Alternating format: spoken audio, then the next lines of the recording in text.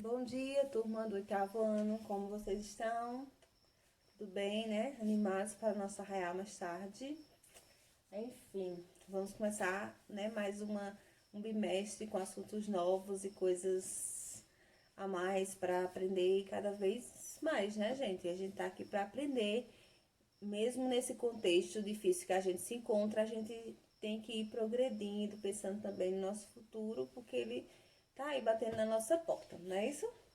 E eu tô aqui para colaborar com vocês. A gente vai conversar com um novo assunto, que é aposto. Então, o que é o aposto, gente? O aposto nada mais é que uma explicação que vai estar lá dentro da frase, uma explicação sobre um termo substantivo. Por exemplo, aqui, ó. O rapaz do caixa, irmão do gerente, é muito simpático. Então, essa expressão aqui, ó, irmão do gerente, está se referindo ao rapaz do caixa. Tá dando uma explicação a mais sobre ele. Então, isso aqui é um aposto, tá? Então, o aposto, ele sempre vai estar ali juntinho dessa palavra a quem ele se refere. Sempre vai se referir a um termo substantivo, certo? E ele vai acrescentar uma informação a mais. É tanto que, assim, ele é um termo acessório, que significa que se a gente retirar ele da frase, a frase não vai perder sentido, ela vai ter seu sentido normal. Mas quando eu coloco ele vai acrescentar, né, uma informação a mais, uma explicação importante. Então, por isso que a gente utiliza o aposto. Se eu retirar aqui irmão do gerente, vai ficar somente o rapaz do caixa é muito simpático. E a frase, vocês estão vendo que ela vai ter total sentido. Não vai ter nenhuma perda se eu retirar o aposto, certo? Então, essa explicação inicial, vamos ver aqui na atividade. E eu vou acrescentando mais algumas explicações. Vocês tinham um texto aí de Stanislau Ponte Preta castiga com picardia os poderosos do país. Vocês vão ler esse texto com calma, certo? E já na letra A pergunta, pelo contexto, você consegue inferir o significado de picardia? Você vai ler o texto para tentar analisar o que significa picardia. Se você não conseguir, você procura um dicionário para saber o que é picardia. A que termos as expressões destacadas no trecho acima se referem? Então, olha, a gente tem aqui, conhecida como Suíça suburbana, Stanislau, o jornalista Sérgio Porto, certo? Essas expressões, elas estão destacadas. Aí vocês vão dizer a que termos elas se referem. Como aqui, ó. Irmão do gerente se refere ao rapaz do caixa. E aqui, essas aqui se referem a quem? Vocês vão dizer. Qual é a função dessas expressões em relação aos termos a que elas se referem? Então, não é para dizer que é aposto, viu, gente? É para dizer qual é a função, para que ela serve. Que sinal de pontuação as separa do restante da frase? Se você observar aqui nessa, a gente tem vírgula. Mas aqui pode ser outra. Vocês vão dizer qual é o sinal de pontuação. O que aconteceria com o sentido das orações se essas expressões fossem suprimidas? Então, se eu retirasse, que prejuízo teria para essas orações? Vocês vão dizer. Com base na resposta ao item anterior, tais expressões são essenciais ou acessórias ao texto? Já falei sobre isso. Você vai dizer por quê, certo? Vai dizer se é acessória ou é essencial e dizer o porquê. Então, o aposto, ele vai ter algumas funções. Ele pode explicar, ele pode enumerar, ele pode especificar ou ele pode resumir, certo? A gente vai ver cada um desses aqui, eu vou dar os exemplos, vou explicar cada um dos tipos. A gente tem 4 tipos de aposto, certo? Esse aqui é um tipo, que é o aposto explicativo. Mas eu vou colocar aqui os 4 para vocês visualizarem melhor. Coloquei aqui nesse esquema para vocês visualizarem melhor os 4 tipos de aposto, tá, gente? Então, a gente tem o aposto explicativo, o especificador, o resumidor e o enumerativo. Então, vamos tentar analisar aqui pelo sentido deles para chegar realmente ao entendimento do que são esses apostos. explicativo, o próprio nome está dizendo, ele vai dar uma explicação. Quando eu digo aqui, ó, conheci suas primas, moças muito educadas. Quando eu digo moças muito educadas, eu estou dando uma explicação a respeito de primas, dessas primas, né? Uma informação a mais sobre elas, certo? Então, esse aqui é um aposto explicativo.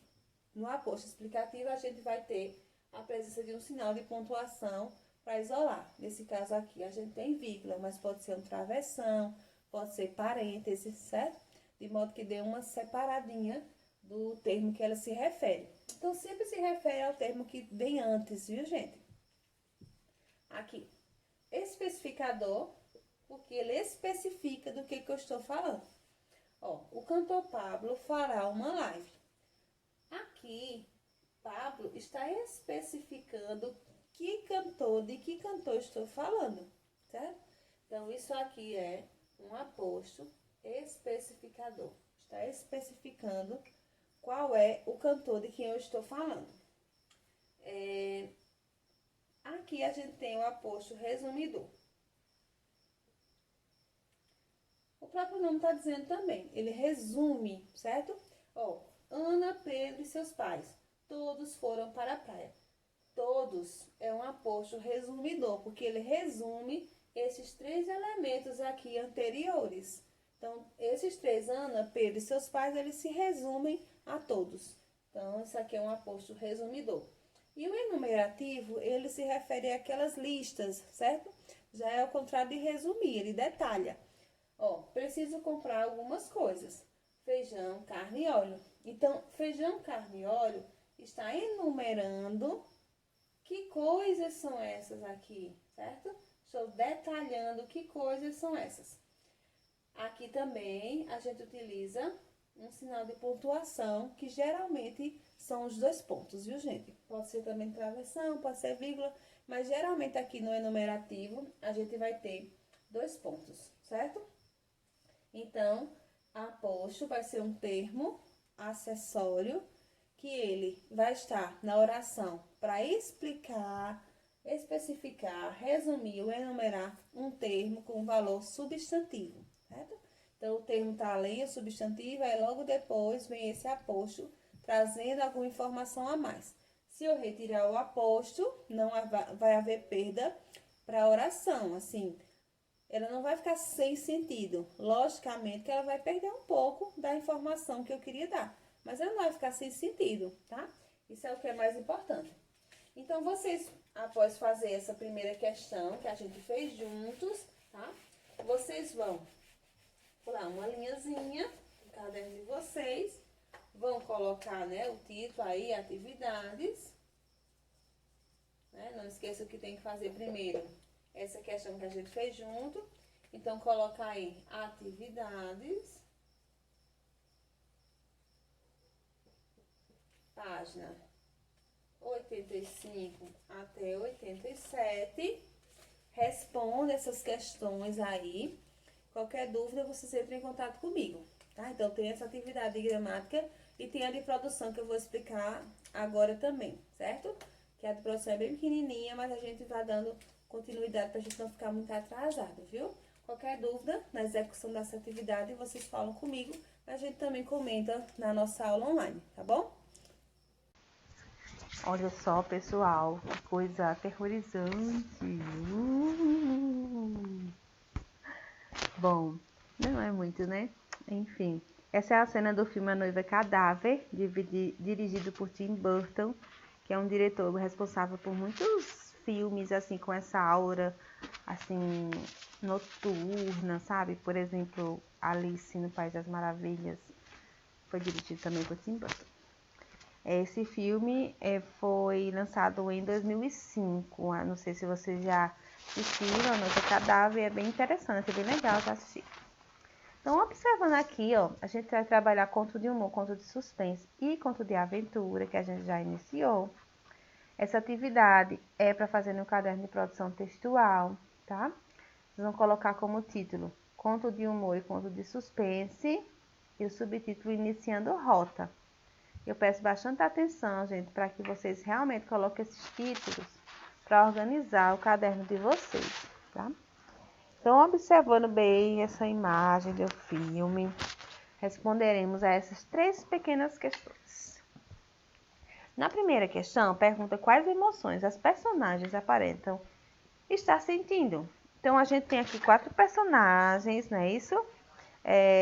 Que são esqueletos, né? Caveiras, né? Então, esqueletos. E aí vocês vão dizer o que é que elas estão sentindo e justificar, né? Por que que elas podem estar se sentindo assim? O que é que vocês acham? Na segunda, diz assim: observando a imagem e as personagens que aparecem nela, é possível afirmar que o gênero do filme A Noiva Cadáver é de comédia, animação, terror, suspense ou drama, etc. Qual é o gênero desse filme? Vocês vão colocar aí e vão dizer por quê, tá? Por que que é esse gênero. Na terceira, diz: você já viveu alguma história engraçada ou misteriosa que poderia ser dividida com os colegas? Conte-a de maneira resumida. Então, aqui você não vai escrever um conto, tá, gente? Aqui você vai só comentar alguma coisa ou engraçada ou misteriosa. Escolha um, certo? Eu sei que vocês têm muitas histórias aí que vocês já viveram. Escolha uma delas, coloque aí nessa terceira questão, para que a gente possa comentar, né, na nossa aula online, que a gente possa descobrir as histórias dos colegas também, tá bom? Então, finalizem direitinho aí essa atividade. Então, tchau, a gente se encontra na nossa aula online. Vocês façam essa atividade no caderno de produção, a outra atividade no caderno de gramática, certo? Façam bem organizadinho, não deixem acumular, certo? E até logo na nossa aula. Cheiro e tchau!